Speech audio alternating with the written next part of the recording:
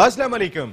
All out में Naseem Rajput metro one news के तमाम नाजरीन से मुखातिब है। पाकिस्तान क्रिकेट के हवाले से मुख्तलिफ खबरें गर्दिश करती रहती हैं। नेशनल T20 इस वक्त मुल्तान में जारी है और कवरेज की बात कर लें, अंपायरिंग स्टैंडर्ड की बात कर लें, कहीं ना कहीं अभी भी सवालात दिखाई दे रहे हैं। और कवरेज की अगर बात करते हैं तो फिर पाकिस्तान क्रिकेट बोर्ड ने हाल ही में PTV के साथ एक मुआहदा किया था जिसके तहत नेशनल और इंटरनेशनल तमाम कवरेज PTV पर होनी थी। डॉक्टर नुमान नियाज साहब एक बड़ा नाम है पाकिस्तान का, जो डायरेक्टर भी होते हैं, उन्होंने एक ट्वीट किया था कि इस कवरेज से PTV का कोई ताल्लुक नहीं है, कवरेज पाकिस्तान क्रिकेट बोर्ड खुद कर रहा है और PTV सिर्फ सिग्नल दे रहा है। लेकिन पाकिस्तान क्रिकेट बोर्ड जिसने दावे किए थे कि हम बाहर से कवरेज कराएंगे और उसके बाद पाकिस्तान में लोग सीखेंगे, ये एहसान मानी साहब ने कहा। 3 दिन पहले मैं पब्लिक अकाउंट्स कमेटी की मीटिंग में इस्लामाबाद में मौजूद था, वहाँ एहसान मानी साहब ने ये बात कही कि हमने कवरेज का बाकायदा प्लान किया है, हमारे टेक्नीशियन, हमारे कैमरामैन सब तैयार होंगे, बाहर के लोग आएंगे, वो उनको सिखाएंगे। अगर बाहर के लोग आके इस तरीके की कवरेज कर रहे हैं कि अंपायर को यही नहीं पता चल रहा कि ये नो बॉल है या नहीं है।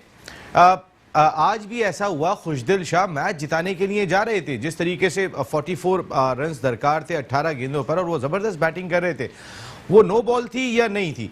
क्योंकि उस वक्त अजहर अली पाकिस्तान के टेस्ट टीम के कैप्टन कमेंट्री कर रहे थे, उन्होंने कहा कि मेरे ख्याल में ये कंफर्म नो बॉल है। ये अजहर अली के अल्फाज थे, लेकिन अंपायर ने नो बॉल करार नहीं दी क्योंकि जिस एंगल से भी देख रहे थे पैर प्रॉपर नहीं पड़ रहा था।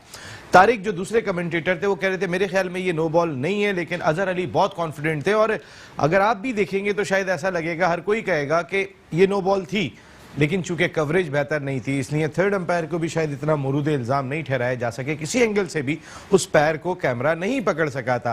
तो फिर बाहर से क्या कवरेज हो रही है? एक टीम के तो 2 पॉइंट्स मिस हो गए आज। अगर हम अपने नेशनल T20 जिसकी ऑलरेडी हमें कोई स्पॉन्सरशिप नहीं मिल रही, हमने कोई बड़ी मुश्किल से कोई 1-2 स्पॉन्सर लेकर आए जो हमें दिखाई दे रहे हैं, वरना हमें स्पॉन्सर मिलकर नहीं दे रहा। हम अपनी डोमेस्टिक सीजन पर 1 अरब रुपया साल का खर्च कर रहे हैं, हमें रिजल्ट क्या मिल रहा है? ये एक बहुत बड़ा सवाल है कि जिसका जवाब पाकिस्तान क्रिकेट बोर्ड के आला हुकाम को देना चाहिए। आपका जो कायद-ए-आज़म ट्रॉफी का टॉप परफॉर्मर होता है वो ना जगह बना पाता है आपकी नेशनल टीम के अंदर, तो फिर 1 अरब रुपया अगर खर्च कर रहे हैं, उसका टॉप बैट्समैन आपकी नेशनल टीम में जगह नहीं बना पा रहा, तो सवाल तो उठेगा आपका। ये पाकिस्तान क्रिकेट बोर्ड के चेयरमैन ने 3 दिन पहले भी पब्लिक अकाउंट्स कमेटी में ये बात कही थी कि हम किसी को जवाबदेह नहीं है। उस वक्त तमाम कौमी असम्बली के अरकान जो है वो जिस अंदाज से बोले थे, वसीम खान साहब तो बिल्कुल चुप होकर बैठ गए, जिस अंदाज से बोले कि भाई ये एक एक पाई का आपको हिसाब देना पड़ेगा, ऐसे नहीं है कि हम किसी को जवाबदेह नहीं है। आप पाकिस्तान का नाम हटा के सिर्फ क्रिकेट बोर्ड रख लें और फिर पैसा ला के दिखाएं कितना पैसा आता है, तो फिर ये पाकिस्तान की ही मिल्कियत है। क्रिकेट बोर्ड अगर अर्न कर रहा है, हुकूमत से पैसे नहीं लेता, इसमें कोई दूसरी बात दिखाई नहीं देती। नेशनल T20 टूर्नामेंट जारी है, लेकिन बावसूख ज़राए से मैं इस बात बहुत ज़्यादा अब ये ख़बर गर्दिश कर रही है कि मिसबाहुल हक अनकरीब अब चेयरमैन सिलेक्शन कमेटी नहीं रहेंगे। पहले उनके पास 3 जिम्मेदारियां थीं, chairman selection committee, head coach plus batting consultant. लेकिन बैटिंग कोच फिर यूनुस खान आ गए थे, अभी उनका कॉन्ट्रैक्ट दोबारा रिन्यू होता है या नहीं होता, वो अपनी जगह पर है। लेकिन ये बात पाकिस्तान क्रिकेट बोर्ड ने तय कर ली है कि मिसबाहुल हक चेयरमैन सिलेक्शन कमेटी नहीं रहेंगे। लेकिन ऑलरेडी अगर हम अपनी टीम मैनेजमेंट को देखते हैं, जितने लोग बैठे हुए दिखाई दे रहे हैं, ऐसे में मिसबाहुल हक अगर चेयरमैन सिलेक्शन कमेटी रहते और हेड कोच अगर तब्दीली कर ली जाती, ये मैं अपने एक्सपर्ट से जानने की कोशिश करूंगा कि अगर उनको एक ही ओहदा देना है तो फिर वो कौन सा ओहदा उनके लिए ज़्यादा सूटेबल होगा। लेकिन वकार यूनुस के साथ बैठ के वो तमाम कोचेस के साथ मशावरत कर रहे होते हैं। वकार यूनुस बॉलिंग कोच हैं, वो कोई सिलेक्शन कमेटी का तो हिस्सा नहीं है। अगर उनको बुलाया था तो फिर आप मुश्ताक को भी बुला लेते, आप यूनुस खान को भी बुला लेते, सबसे बैठ के मुशावरत कर लेते। एक के लिए डिफरेंट माहौल है, दूसरे के लिए डिफरेंट माहौल है। बात करेंगे इन तमाम इशूज़ पर। मेरे साथ गुफ्तगू के लिए मौजूद है बड़े हमारे ऑनरेबल गेस्ट जो अमेरिका से तशरीफ़ लाएँ, पाकिस्तान के लिए top class first class cricket खेली, वर्ल्ड रिकॉर्ड कायम किया था किसी भी डोमेस्टिक प्रीमियर डोमेस्टिक टूर्नामेंट के फाइनल में 350 रन की इनिंग खेलने वाले आज भी वो वाहिद खिलाड़ी हैं। नॉक कर रहे थे पाकिस्तान क्रिकेट टीम के दरवाजे पर। इंग्लैंड और श्रीलंका के खिलाफ साइड मैच भी खेला। उस ज़माने में जो साइड मैच खेलते थे वो वही खिलाड़ी हुआ करते थे जो नॉक कर रहे होते थे। 2 डबल सेंचुरियाँ स्कोर की, 10 सेंचुरियाँ स्कोर की अपने फर्स्ट क्लास क्रिकेट सीजन में, उस वक्त जब टॉप क्लास क्रिकेट होती थी। राशिद इसरार साहब हमारे साथ शो कैसे हैं? Thank you very much Rashid भाई, बहुत बहुत शुक्रिया, आप अमेरिका से आए और ऑल आउट का हिस्सा भी बने, बहुत आपकी आमद का शुक्रिया। उनके साथ गुफ्तगू के लिए मौजूद है इस फैमिली ने पाकिस्तान की बहुत खिदमत की है। जिस तरह मोहम्मद फैमिली की बात करते हैं, इसी तरह रशीद फैमिली का भी बहुत बड़ा किरदार है। पाकिस्तान के लिए ज़बरदस्त किस्म की फ़र्स्ट क्लास क्रिकेट खेली, मैच रेफरी के फ़राइज़ अंजाम दिए, पाकिस्तान विमेंस टीम के भी कोच रहे, और उस वक्त जब सना ने ज़बरदस्त बड़ी इनिंग खेली थी, वो भी उस वक्त उस टीम के कोच थे। 200 की इनिंग थी वो उस वक्त जो खेली गई थी, और उस वक्त भी कोचिंग के फ़राइज़ अंजाम दे रहे थे। मुख्तलिफ डोमेस्टिक टीमों के कोच रहे महमूद रशीद साहब। Thank you very much Mahmood भाई, बहुत बहुत शुक्रिया आपकी आमद का। उनके साथ गुफ्तगू के लिए मौजूद हैं कोई और नहीं, आप सब जिनको जानते हैं। हाल ही में आप तो टेलीविज़न पे इतनी क्रिकेट आती है, जब ये बॉलिंग कर रहे होते थे तो भी उम्मीद होती थी अपनी टीम को जिता देंगे, जब बैटिंग कर रहे होते थे तब भी उम्मीद होती थी कि हाँ ये आके कुछ इस तरीके की ब्रिस्क हिटिंग करेंगे कि टीम मैच जीतने में कामयाब हो जाएगी। तारिक हारून पाकिस्तान के फर्स्ट क्लास क्रिकेटर, बहुत शुक्रिया थैंक यू सर आप तीनों साहिबान का। जबकि ह्यूस्टन अमेरिका से हमें ज्वाइन कर रहे हैं कोई और नहीं, शो की जान मेरे साथी 1 2 3 farmer first class cricketer Sajid Khan. Thank you Sajid भाई, अस्सलाम वालेकुम। वालेकुम सलाम, तमाम लोगों को बहुत बहुत सलाम वालेकुम। वालेकुम अस्सलाम। राशिद भाई, आप अमेरिका में बैठ के किस तरह महसूस करते थे पाकिस्तान क्रिकेट को? आपने इतना अरसा इस मुल्क में फर्स्ट क्लास क्रिकेट खेली है, ये जो नई हुकूमत आई है, ये नया सेटअप लेकर आए, उसके बाद आप पाकिस्तान की क्रिकेट को कहाँ जाता हुआ देख रहे हैं? इंशाअल्लाह हम सारे टाइटल जीतेंगे, क्या ख्याल है? अब तो जब से ये नया सेटअप आया, बहुत क्रिकेट जो है डिक्लाइन कर गई है। जब से ये वसीम खान और हसन मानी साहब आए, तो अब वो स्टैंडर्ड अब रहा नहीं है, क्योंकि ये जब इंग्लैंड में ज़्यादातर ये रहे हैं तो यहाँ का सेटअप बहुत डिफरेंट है पाकिस्तान और इंग्लैंड के मुकाबले। वहाँ हर चीज़ सिस्टम के हिसाब से चलती है। रशीद भाई, काफ़ी अंदाजा उन्हें हो गया नेशनल असेंबली के इजलास में जिस तरीके से आड़े हाथों लिया है ना अरकान ने, तो अंदाजा हो गया कि इंग्लैंड नहीं है, पाकिस्तान है। जी, बड़ा अच्छा उनको इकबाल साहब नहीं, सारे अरकान, राना तनवीर साहब बोले थे, नूर वली खान साहब बोले थे, वो पीटीआई के हैं, जी जी, और उन्होंने कहा कि एक एक पाई का हिसाब देना पड़ेगा। शीरी रहमान साहिबा सेनेटर, वो सब बोले थे उस वक्त, जिस तरह बोले थे इनको अंदाजा हो गया था ये पाकिस्तान है। आप ये और ये पाकिस्तान इतनी बड़ी मीटिंग में आप आ रहे हैं मानी साहब जी, मगर उनको कोई एजेंडे का पता नहीं है, तो आप इससे अंदाज़ा लगा लें कि आप पार्लियामेंट्रियन के साथ मीटिंग हो रही है मगर एजेंडे का उनको नहीं पता, तो कितनी अजीब सी बात है। राशिद भाई, एजेंडे का अच्छा चलें, वो उनके पास इकबाल मोहम्मद अली खान साहब जो लेटर लिखते हैं वो तमाम के तमाम पहुंच जाते हैं उनके पास, नहीं पहुंचता उनके पास तो फिर एजेंडा नहीं पहुंचता जो कौमी असम्बली का एजेंडा है। तो उनसे सवाल किया, जब उन्होंने कहा कि हमारे पास तो एजेंडा पहुंचा नहीं, तो उनसे सवाल किया गया कि आप फिर यहाँ क्या करने के लिए हैं? तो उन्हें अंदाजा हो गया कि किस अंदाज से बात होनी है। नहीं, बहुत अच्छा किया है। तो ये जो डिपार्टमेंटल क्रिकेट बंद हुई है, 1 अरब रुपया पाकिस्तान क्रिकेट बोर्ड 1 अरब रुपया खर्च कर रहा है, फिर भी मुतमईन नहीं है।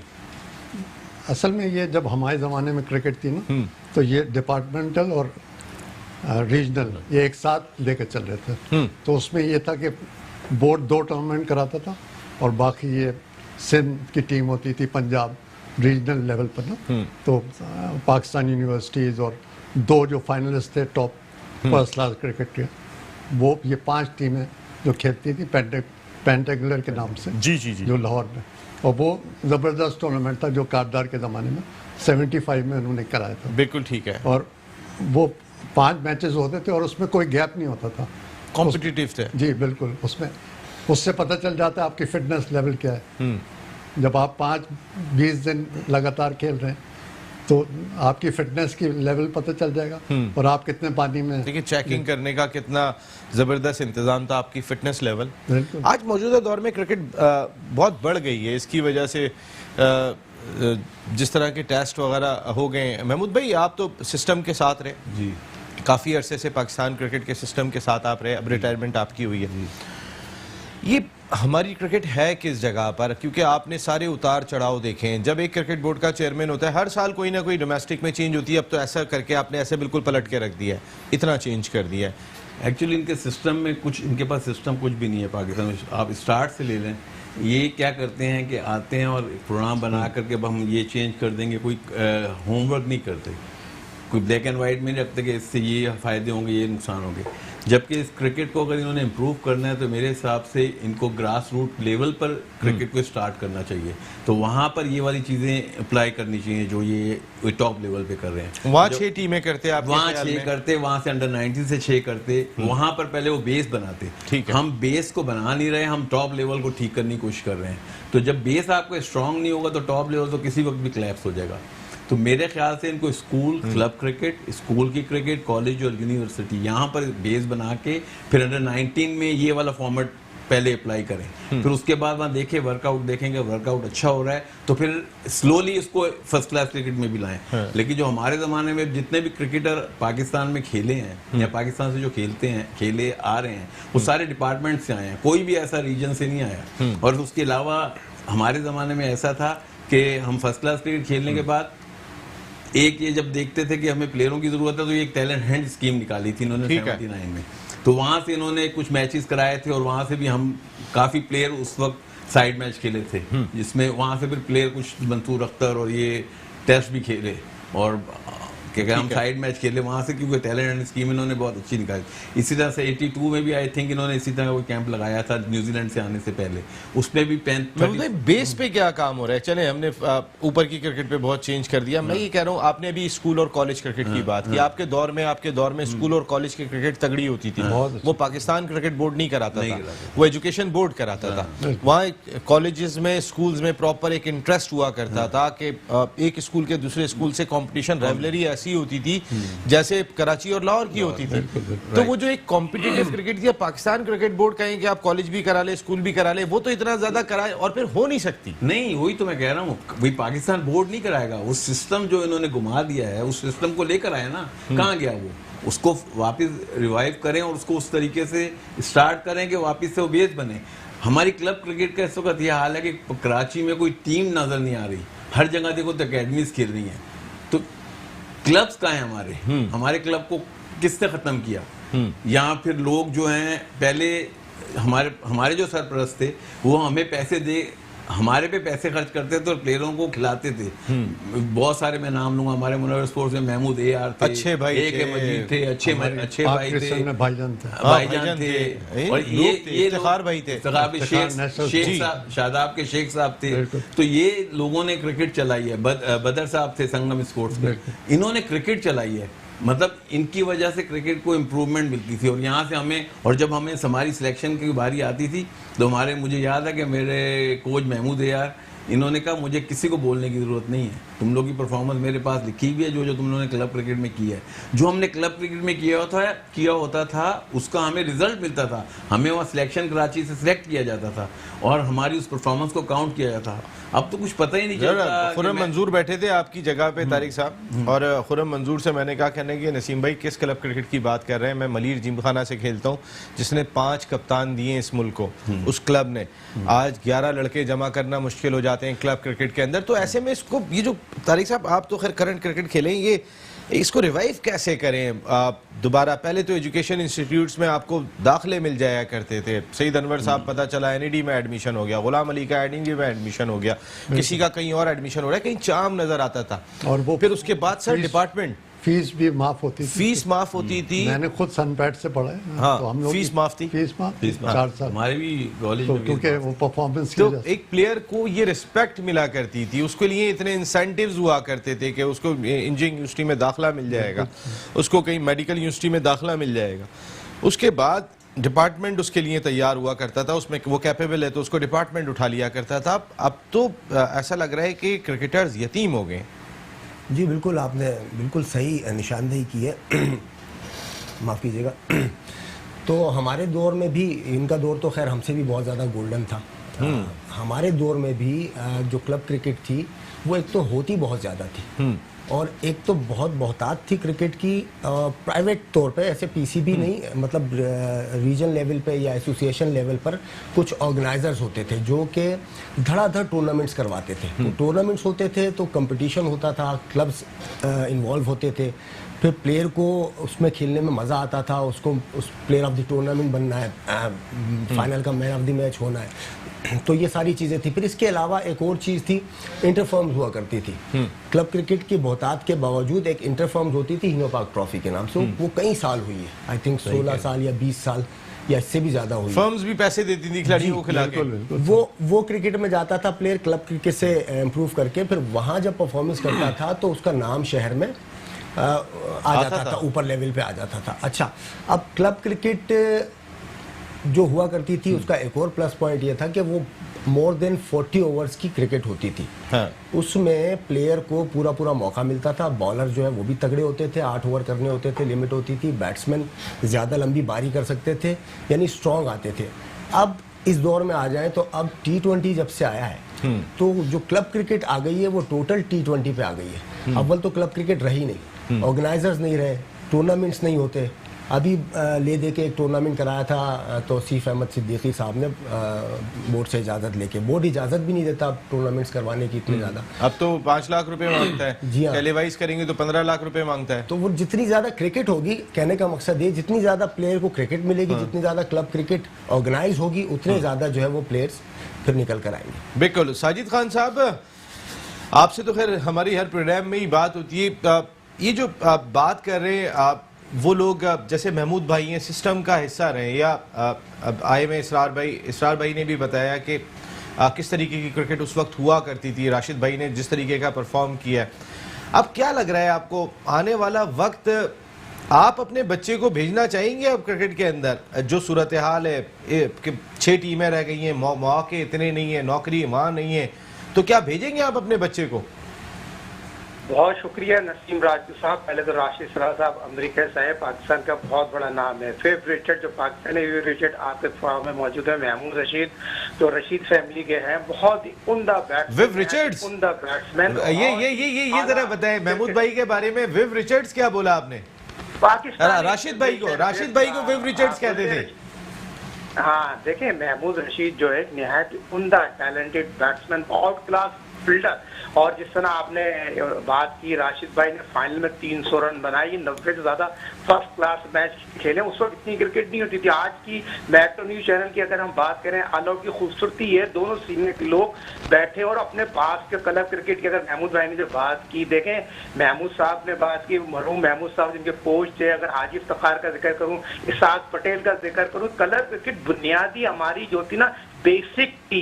अगर आप क्लब क्रिकेट अच्छी खेलेंगे तो ये सीनियर लोग आपकी हौसला अफजाई करते थे। आज हमारे प्रोग्राम में सीनियर दोनों लोग बैठे हैं, बड़ी बात है। देखिए राशिद साहब वो अमरीका में बैठ के मैट्रो न्यूज चैनल क्यों देखते थे?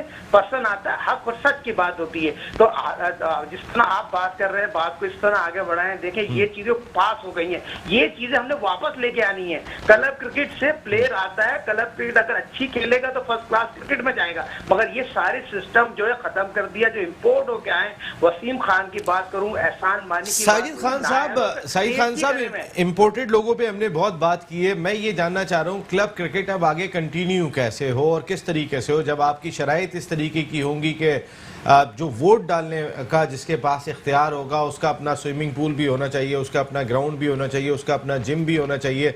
ना तो अब अच्छे भाई रहें, ना इफ्तिखार भाई रहें।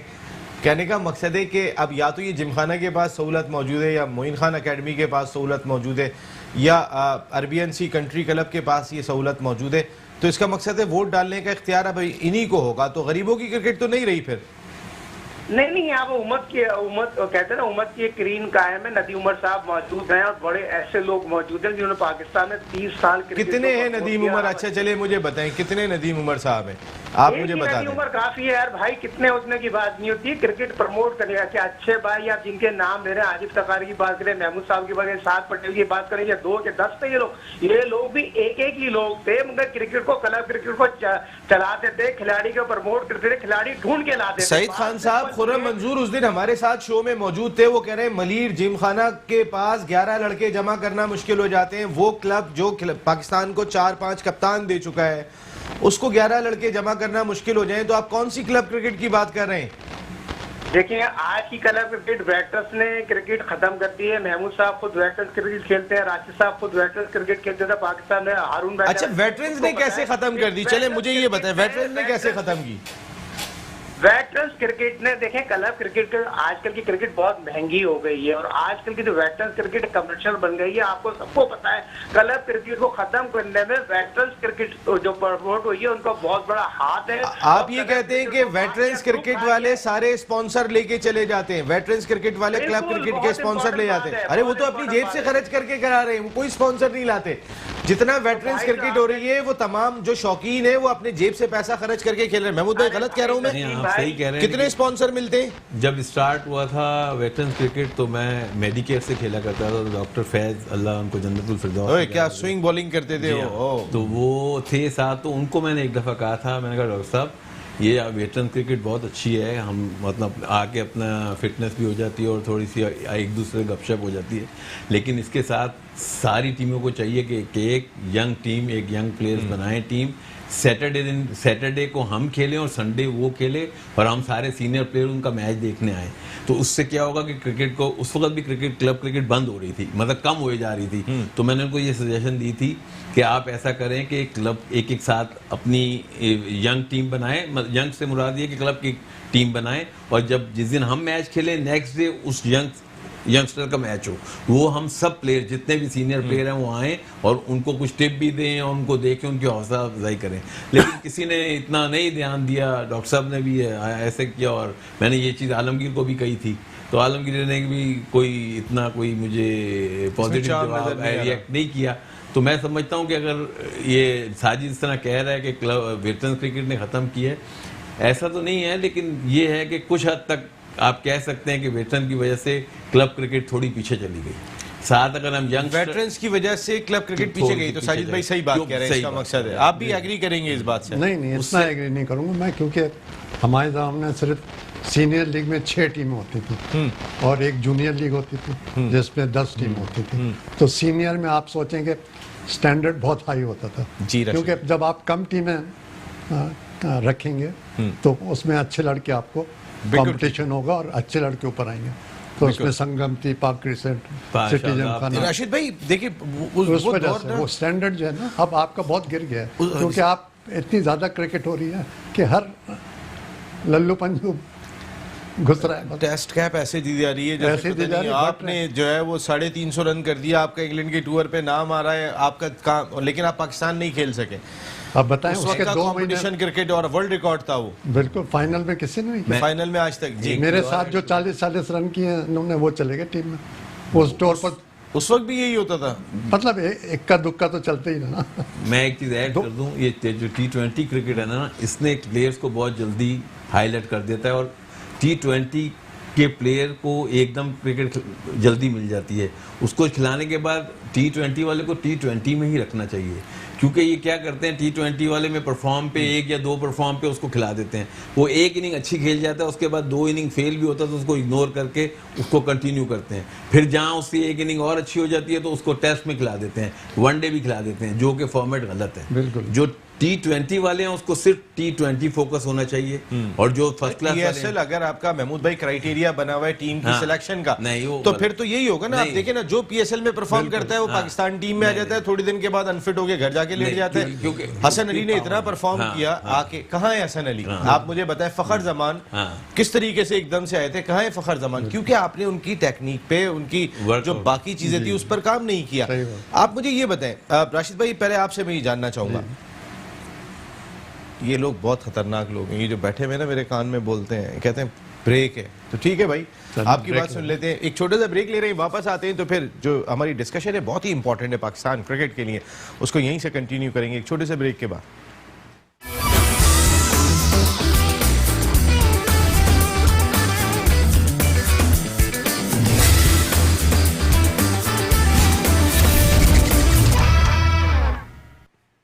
ऑल आउट में एक मरतबा फिर नसीम राजपूत मेट्रो 1 न्यूज़ के तमाम नाजरीन को खुशामदीद कहता है। इस वक्त मुल्तान क्रिकेट स्टेडियम में नेशनल T20 का मुकाबला जारी है, जहाँ सिंध की टीम 205 रन का हदफ हासिल कर रही है। उस टीम की क़यादत कर रहे हैं पाकिस्तान के जो तीनों फॉर्मेट के कैप्टन थे, सरफराज अहमद। टीम थोड़ी मुश्किलात से दो चार है इस वक्त। खुर्रम मंजूर और दीगर बैट्समैन ये कोशिश कर रहे हैं कि किसी तरीके से मैच को बचाया जाए, लेकिन हम सरफराज की स्पेसिफिक बात करते हैं। राशिद भाई, मैं सरफराज की इसलिए बात कर रहा हूँ कि मैंने अभी रिजल्ट्स खराब होते हुए देखे हैं पाकिस्तान के। बिल्कुल, वो जो as a leader, Azhar Ali को मैं एज ए लीडर ग्राउंड में देखता हूँ, शायद मेरी आंखों को एज ए लीडर नहीं नजर आ रहा। बिल्कुल बिल्कुल। या बाबर आजम को आंखों को ऐसे लीडर नजर नहीं आ रहा। हम जब इस तरीके के डिसीजन लेंगे कि हम एक लीडर का ही एतमाद ख़त्म करने के बाद अपनी मर्जी के लीडर बनाएंगे तो कहीं हम पनप सकते हैं? नहीं नहीं, बिल्कुल नहीं। आप ये देख लेना कि सरफराज ने 2 साल पहले वर्ल्ड कप हुआ था, ठीक है, उसमें बहुत अच्छी परफॉर्मेंस थी उसकी, चैंपियंस ट्रॉफी में। जी हाँ, जो वर्ल्ड कप हुआ, जी जी जी उसमें लास्ट उसने सिवाय 1-2 मैच के लास्ट 5 मैच लगातार जीते, जी। सिर्फ 2 शायद हम लोग हारे थे। तो T20 में उसको हटाने का कोई जवाब पैदा ही नहीं होता। मार्जिन से नंबर 1 थे, नंबर 1 थे मार्जिन से, और 11 सीरीज ऑन अ ट्रॉट जीते बिल्कुल थे। 11 सीरीज, और कितने हम हार्डली 2 मैच हारे थे। तो आप ये उसकी देखें, वजह से हमारी वो हमारा टीम टीम कितनी स्पिरिट बहुत खराब हो डिसबैलेंस गई। हुई है। जी, देखें, बिल्कुल। आपने उस लेवल की क्रिकेट खेली है, आप एक एक चीज को पकड़ सकते हैं। आप उस वक्त जब हबीब बैंक से खेलते थे, उस वक्त जावेद मियांदाद और पता नहीं कौन कौन उस सब टीम थे, का वो हिस्सा होते सारे थे। 9 टेस्ट प्लेयर, मोहसिन हसन खान और ये सारे उस टीम का हिस्सा अब्दुल होते थे। कादिर, सब Abdul top- Qadir world top class- team होती थी, टॉप- वर्ल्ड क्लास टीम होती थी। बिल्कुल 9 टेस्ट प्लेयर भाई, सिवाय मेरे। ये जो चले, मैं डोमेस्टिक को मान लूँ, आपने इमरान खान साहब का विजन है, और इमरान खान साहब आज से ये बात नहीं कह रहे, 45 साल से ये बात कह रहे हैं कि मुझे ये वाली सिस्टम चाहिए। वो इख्तियार उनके पास नहीं था, तो वो ये ऐसा हो नहीं सका। वो आए, उनका राइट भी बनता है, वो कहते हैं मैं इसको सही करके दिखाऊंगा, दिखाएं खान साहब सही।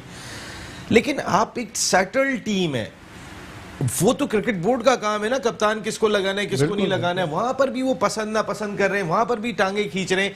ये कितना नुकसान पहुंचाया सरफराज को हटाने के बाद ना। मुझे टेस्ट टीम जीता हुआ मैच हारे, बिल्कुल आप देखें ना, फर्स्ट टेस्ट T20 में 200 करके आप मैच हार गए, दूसरा तकरीबन 200 करने के बाद हार रहे थे, जो आखिरी टाइम पे आप जीत गए। बिल्कुल। हमने अपनी क्रिकेट को कितना नुकसान खुद पहुंचा रहे हैं। बिल्कुल, ये तो हमारे ऑफिशियल्स को देखना चाहिए ना, और मिसबा को खास तौर पर। मिसबा तो सरफराज का खेला हुआ है ना, इतनी क्रिकेट खेला है, तो बहुत पर्सनल नहीं होना चाहिए ना। जो डिजर्व कर रहा है उसको आप उसको दें, आप उसका हक। ये तो बहुत जाती है मिसबा की तरफ से, ये मेरा ख्याल है। नियत तो नियत का है, कह सकते हैं। बिल्कुल नियत का है। देखिए ना आप, मैं रिजवान के खिलाफ नहीं हूँ, बहुत अच्छा लड़का है, नहीं, नहीं, बहुत ही अच्छा, डिसेंट बहुत बच्चा है, अच्छा। परफॉर्म भी कर रहा है। कहने का मकसद है कि एक को मैं इतना सपोर्ट करूं, मैं इसी प्रोग्राम के अंदर आप ही से बात करना शुरू हो जाऊं, महमूद भाई को छोड़ दूं, तो महमूद भाई ऑटोमेटिकली उनका कॉन्फिडेंस लेवल नीचे आएगा बात करने के लिए। आप सबको एक आंख से तो देखो, कोशिश करो। जो ह्यूस्टन में बैठे हुए, हाँ जी, साजिद खान साहब, ये अब रिजवान ओपन भी कर रहे हैं T20 क्रिकेट में, तो फिर क्या लग रहा है साजिद भाई, ये सरफराज का चैप्टर क्या खत्म कर दिया इस क्रिकेट बोर्ड ने? देखिए, पाकिस्तान क्रिकेट बोर्ड की हिस्ट्री रही है जो पाकिस्तान के लिए सेंसियर और मुल्क के लिए front of leading baby of team. 40 test match में उसने बड़ी इंदा कप्तानी की और पाकिस्तान की 4 साल में टीम को बना दिया, खड़ा कर दिया। मगर सिस्टम में कुछ लोग ऐसे हैं, इसको एक्सेप्ट नहीं कर सकते। 2019 वर्ल्ड कप में जो उसने शानदार कारकर्दगी दिखाई, ICC चैंपियंस ट्रॉफी, तमाम क्रिकेट ऑन रिकॉर्ड मौजूद है। जो बात आपने की 200% उसमें हक और सच की बात है। ODI 2020 कप्तान रिजवान को बनाने की तैयारी कर ली गई है। जो टीम नेशनल 2020 की अगर हम बात करें तो नेशनल 2020 में इसी मैटोनी टेनिस को ये एजाज हासिल है। हमने पावर हिटिंग की बात की थी, पावर हिटिंग के सामने आज मोइन खान के बेटे आजम खान ने सबके मुंह बंद कर दिए। 4 छक्के मारे, निहायत उम्दा 50 रन बनाए। मैंने और आपने बात की सो वन डाउन खिलाए। तो ये पाकिस्तान नेशनल 2020 की तो दरियाफ्त आपके सामने नजर आई। मगर जो सिलेक्टर इतना पैसे ले रहे हैं, इतने कोचेज वहां भेजे, उनकी आई क्यों नहीं जागती? उनको ये लड़का पिक होते हुए नजर क्यों नहीं आता? सवाल ये पैदा होता है, वो भी लाइकिंग में नहीं होगा ना साजिद भाई, जहाँ कप्तान चेंज हो जाता है वहाँ खिलाड़ी की क्या हैसियत है? बस ये चीज मैं आपको बताना चाह रहा हूँ। देखें, आपकी बात 100% सही है। रिजवान को मिसबा और वकार तो सिस्टम में वो लाइक करते हैं, पसंद करते हैं। और सरफराज ने जिस मुल्क के लिए सेंसियर होकर टीम बनाई, 2020 की टीम बनाई, ODI की टीम बनाई, टेस्ट मैच की टीम बनाना चाहता था, मगर कुछ ना है लोग ऐसे लोग। अगर वकार की और मिसबा की बात करूं, जिन्होंने तन तना पाकिस्तान ये वकार और मिसबा की आपने बात की, बड़ी इंपॉर्टेंट। मैं अभी सरफराज पे तो आता हूँ। तारिक हारून साहब, वकार यूनुस बॉलिंग कोच हैं, मिसबा उल हक चीफ सिलेक्टर हैं, 6 सिलेक्टर उनके साथ होते हैं जो हेड कोच हैं तमाम सीनियर टीम के। अब उन सिलेक्टर के साथ मीटिंग हो रही है, वहाँ पे वकार यूनुस भी साथ बैठे हुए हैं और वो भी गाइडेंस दे रहे हैं। देखें, वो बॉलिंग कोच हैं, उनका डोमेन अलग है।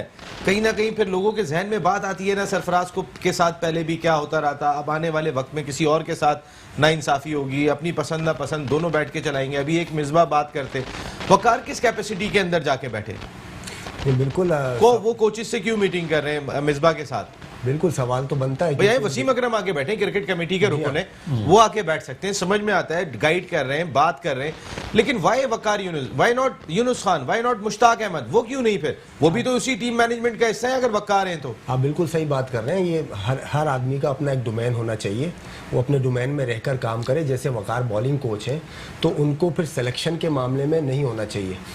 यानी जो मिसबा का जो रोल है, एक तो मिसबा के पास जो है वो मेरे हिसाब से वो दो जॉब्स, चीफ सेलेक्टर भी हों और टीम के हेड कोच भी हों। मैं आपको बिल्कुल कंफर्म इतला दे रहा हूँ, ये जल्द ये फैसला आने वाला है कि अब वो चेयरमैन सिलेक्शन कमेटी नहीं रहेंगे। वैसे आपके ख्याल में उनको चेयरमैन सिलेक्शन कमेटी से रिप्लेस करना चाहिए या बहैसियत हेड कोच? क्योंकि वकार, मुश्ताक, यूनुस, जब ऑलरेडी तीन बड़े नाम आपके पास मौजूद हैं तो मिसबा का सहारा यहाँ लिया जाए या फिर वो जो कॉम्बिनेशन बना हुआ है मिसबा और वकार यूनुस का, इसको किसी तरीके से ब्रेक किया जाए जो नुकसान पहुंचा रहा है शायद कहीं?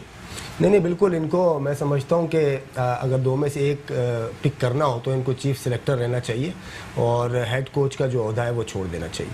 महमूद भाई, यही सवाल मेरा आपसे, जहाँ पे हमने इतनी तगड़ी टीम मैनेजमेंट नहीं देखी, सरफराज किस तरीके से वो जो कहते हैं वो बाल निकाल के हमने बाहर फेंक दिया जो सेट था। मैं इसका आपको एक जवाब देता हूँ।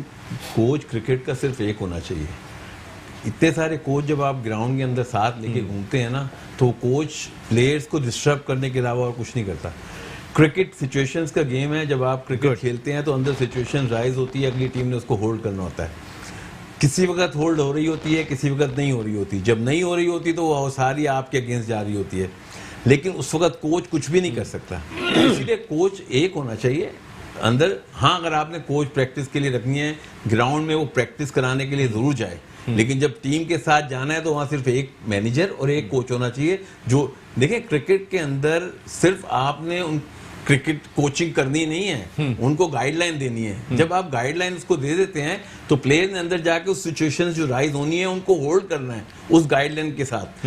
लेकिन अगर हम कहें कि नहीं, जब कोई चीज गलत हो जाती है तो हमारे कोचेस कहते हैं कि उसने ये कर दिया। पहली बात तो जब कोच का काम है एक पहले प्रैक्टिस कराने के बाद अंदर जो भी फीडबैक दे के उसको अंदर भेज दिया, उसके बाद सिचुएशंस जो भी राइज हो रही हैं या हो रही हैं उनको उसको चेक करना चाहिए कि दोनों कप्तान लगाए हुए वो भी ऐसा लगता है कि मिसबा के और टीम मैनेजमेंट के इन्फ्लुएंस में नजर आ रहे होते हैं ग्राउंड के अंदर। हाँ। अजहर हो या बाबर हो।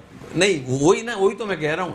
अगर आप इस तरह के काम करेंगे, और फिर एक और दूसरी बात ये है कि हम जितने भी हमारे प्लेयर्स हैं ये टीवी पे भी आके एक दूसरे को खींचते हैं। मैंने आज तक इंटरनेशनल जितनी भी टीमें, इंडिया हुआ, ऑस्ट्रेलिया हुआ, किसी प्लेयर को या एक्स या प्रेजेंट किसी को बोलते हुए नहीं देखा। हमारे यहाँ हम तो हमारे तो बोल रहे होते हैं, वो तो मैच फिक्सिंग में था। वो तो ये चीजें हमारे को पीछे कर रही हैं। हमें नॉर्मल क्रिकेट खेलनी चाहिए, ग्राउंड में सिर्फ क्रिकेट पे कंसंट्रेट करनी चाहिए। क्रिकेट किस तरह इंप्रूव होगी, आप क्रिकेट को खेलें और उससे जीतने की कोशिश करें। हार जाए वो आपके हाथ में नहीं है, क्योंकि हार और जीत वो ऊपर वाले ने देनी है। आपने सिर्फ एफर्ट करने हैं, आप पॉजिटिव वे में एफर्ट्स करें। लेकिन अब आप 4-4 आदमी 5-5 आदमी साथ रखेंगे, ये कुछ कह रहा है, मैं कुछ कह रहा हूँ, और मुझे सुननी भी सबकी है। हाँ, सुननी भी मैं तो इतना नहीं तो मजलूम को कप्तान बनाया हुआ है, उससे प्लेयर बहुत डिस्टर्ब हो जाता है। ये सही क्योंकि राशिद भाई, यही मैं आपसे जानना चाहूंगा। अगर मैं मिसबाउल हक की बात करता हूँ स्पेसिफिक, पहले उनको 3 ओहदे दिए गए थे, बहुत क्रिटिसाइज किया। ज़हीर अब्बास साहब ने कहा कि इनको वजीर आजम भी लगा दें, हमारे शो में आके कहा कि ये भी इनको जिम्मेदारी दे दें। जब इतनी सारी जिम्मेदारियां दे दी हैं तो ये ग्रेट ज़हीर अब्बास साहब ने बोला था जुमला, जावेद मियादाद साहब और वो दोनों उसी शो में मेरे साथ थे, और बहुत क्रिटिसाइज किया था कि ये क्या कर रहे हैं आप। अब सुनने में एक जिम्मेदारी चली गई, दूसरी जिम्मेदारी के बारे में सुन रहे हैं चेयरमैन सिलेक्शन कमेटी, वो नहीं रहेंगे। आपके ख्याल में उन्हें बहसियत कोच हटाना चाहिए जिसका उनका बिल्कुल एक्सपीरियंस नहीं था, हाल ही में वो क्रिकेट खेल के आ रहे हैं, या फिर as a chairman selection committee ही उन्हें रिप्लेस करना चाहिए? मेरा तो ख्याल है या होना ही नहीं चाहिए उन्हें? इनको होने नहीं चाहिए। हमें चाहिए नया चीफ सेलेक्टर, ठीक है, जो कि बिल्कुल नॉर्मल हो, किसी को सपोर्ट ना करे। इनका शुरू से मेजबा और वकार यूनुस का क्लिक चला रहे हैं काफी अरसे से, जिसको हमें बिल्कुल तो इसको हमें ब्रेक करना चाहिए। मगर मेरा जो अपना पर्सनल जे और वीरू ने वो तो सामा बना दिया था सरफराज को, देखा आपने वो जिस अंदाज से उन्होंने किया है। तो मैं तो मेरा जो ओपिनियन है कि Shoaib Akhtar is the best choice, जो बिल्कुल अलग हैं, वो उनका अप्रोच और स्ट्रेट फॉरवर्ड है। बिल्कुल। देखिए जो बात है दिल में है वो जुबान पर भी है। बिल्कुल। कहने का मकसद है लगी लपटी नहीं करनी शोएब बिल्कुल। अख्तर ने, बस इनको चाहिए भी ऐसे ही। मैंने देखिए हमारे खिलाड़ियों के शाहिद भाई, आप राशिद भाई, आप सिर्फ ये देखें उनकी बॉडी लैंग्वेज देख लें। हम वो एक स्कूल के बच्चे नजर आ रहे हैं। वो जो हमारे खिलाड़ी ग्राउंड में होते थे, वो जो आंखों में आके डाल के देखते थे, वो जो एक उनका अपना एक करिश्मा हुआ करता था, इन खिलाड़ियों में तो नजर ही नहीं आ रहा वो। आप देखें ना, मियादाद था, जहीर अब्बास, भाई इमरान खान, सरफराज नवाज आते थे, आमिर सुहेल, वसीम अकरम, वकार वकार यूनुस, वो चीज डाल ही नहीं सके अपने बॉलर्स में। बिल्कुल नहीं क्यों नहीं डाल सके भाई? आप किस तरीके की कोचिंग कर रहे हो? हम तो इसी वजह से ये फर्स्ट टेस्ट जो आ रहे हैं अपनी बॉलिंग की वजह से आ रहे हैं। जीता हुआ मैच। आप इतना कोच बने हुए हैं, वो लेग साइड पर वो बॉल किए जा रहा है और वो स्वीप मार रहा है। भाई आप एंगल चेंज करो थोड़ा बहुत, ऑफ पर उसको लेकर आओ। यहाँ तो उसने खेले ही नहीं, सारे बटलर ने जो स्वीप मारे, आपने रिवर्स स्वीप भी मारे, वो भी पैचेस पे से भी लग रहे थे। वो इतनी आगे बॉल कर रहा था तो वो चांस मिल गया था उसे। हाँ, उसको तो मैं तो पैचेस। साजिद भाई, बस जाते जाते आपसे ये जानना चाहूंगा, अगर मिसबाह उल हक को रिप्लेस किया जाए as a chairman selection committee, तो हेड कोच हटाएं या चेयरमैन सिलेक्शन कमेटी हटाएं या बिल्कुल हटाएं? देखिए उनकी कारकर्दगी तो कहीं भी नजर नहीं आ रही। मेरे ख्याल में दोनों होते से हटा रहे हैं। जो राशिद भाई ने बात की, ग्रेट शोएब अख्तर से अच्छी कोई चॉइस नहीं है, और नंबर प्लान बी पे चला है तो मोइन खान बेहतर चॉइस है। दोनों बहुत अच्छे हैं, as a chief selector experience भी है। शोएब अख्तर आप यकीनी तौर पर ब्लड इंसान है, मोइन खान एक्सपीरियंस आदमी, और मोइन खान की आई बहुत इंपॉर्टेंट है। ये दो चॉइस आपके पास मौजूद है, मगर पाकिस्तान टीम में अब मोइन खान का बेटा 2020 में आ रहा है, तो मेरे ख्याल में मोइन खान को होते हुए तो ये बहुत इंपॉर्टेंट है। जो उसने अपने बेटे को सिखाया 2020 के लिए प्रोग्राम में बताना इसलिए जरूरी है। भाई नसीम भाई, ऑल आउट प्रोग्राम तो बाजी ले गया, आपकी आई मेरी आई इनसे बेहतर है। हमने मोइन खान के बेटे आजम खान के लिए बोला पावर हिटर नेशन 2020 हो रहा है, उसको नुमाया नजर आ रहा है। तो भाई ये क्या कर रहे हैं, इनको तो बताओ ना।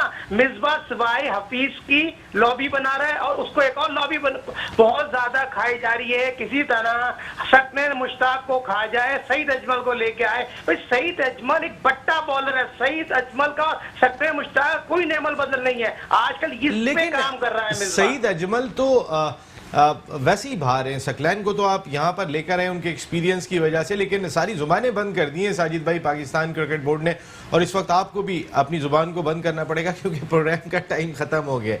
Thank you very much Shahid Khan साहब, बहुत बहुत शुक्रिया।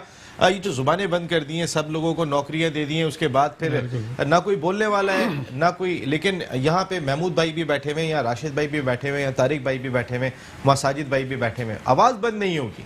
पाकिस्तान क्रिकेट के चाहने वाले बहुत सारे मौजूद हैं। आप अगर बड़े नाम लेके चले जाएंगे और ये एक्सपेक्ट कर रहे होंगे कि अब तो सब चुप हो जाएंगे, अब तो सबको नौकरियां दे दी हैं, तो आप फिक्र ना करें। इस मुल्क की अगर 23 करोड़ की आबादी है तो 19 से 20 करोड़ आदमी जो है वो क्रिकेट से प्यार करता है, और वो तमाम का तमाम आपको बोलता हुआ दिखाई देगा क्योंकि वो प्यार करता है इस खेल से। थैंक यू राशिद भाई, बहुत बहुत शुक्रिया राशिद इसरार साहब आपका। हम पाकिस्तानी विविन रिचर्ड से मुलाकात की, एक नदीम उमर भाई लेकर आए कोयटा ग्लैडिएटर्स के डग आउट में, एक हम आपसे मुलाकात हुई, बहुत खुशी हुई। साजिद भाई ने खासतौर पर आपके लिए कहा था और मुझे बहुत खुशी हुई। आपने आना है जब तक आप यहाँ पर हैं। महमूद भाई बहुत बहुत शुक्रिया आपकी आमद का। तारिक भाई थैंक यू वेरी मच। तो फिर आज के प्रोग्राम में इतना ही। नेक्स्ट वीक आपसे फिर मुलाकात हो रही है। टिल देन अल्लाह ने के बाद।